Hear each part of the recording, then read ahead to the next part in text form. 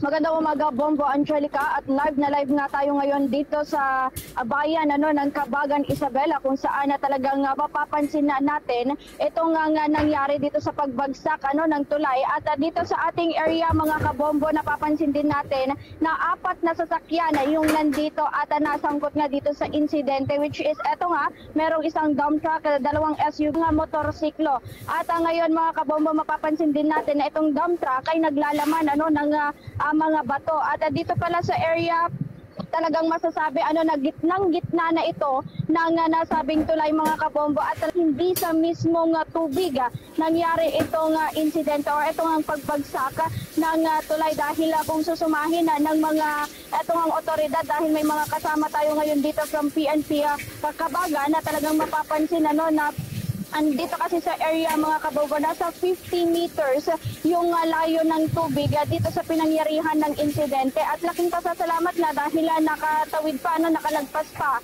doon sa mismo or doon sa may tubig. At dito sa ating area, talagang iniimbestigahan pa rin ng mga kapulisan itong ang nangyaring pagbagsak ng tulay, at may mga PNP dito from Cabagan.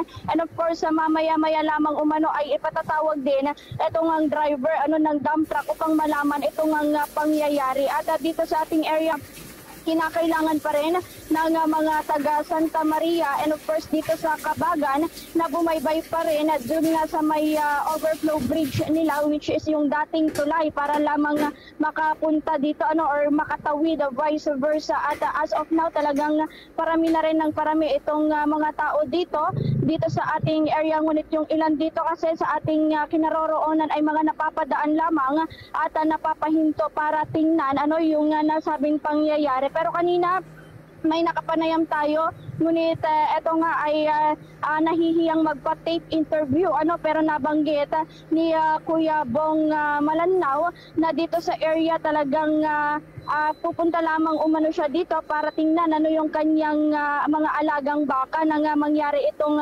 insidente. And of course, ito nga sinasabi na around 5 PM pa ng hapon na nangyari itong nasabing insidente. And dito sa area, talagang natin na marami na rin yung mga nagbabantay na kapulisan to investigate yung talagang pangyayari. And of course, wala pang nadidisclose na any information dito nga sa nasabing area, dito sa nasabing pagbagsak ng tulay. But we are hoping na later on talagang makakakuha na tayo ng information, dahil as of now talagang masugid pa rin na iniimbestigahan ng otoridad itong nangyari dito. At syempre, iyan muna yung latest mula rito sa Cabagan.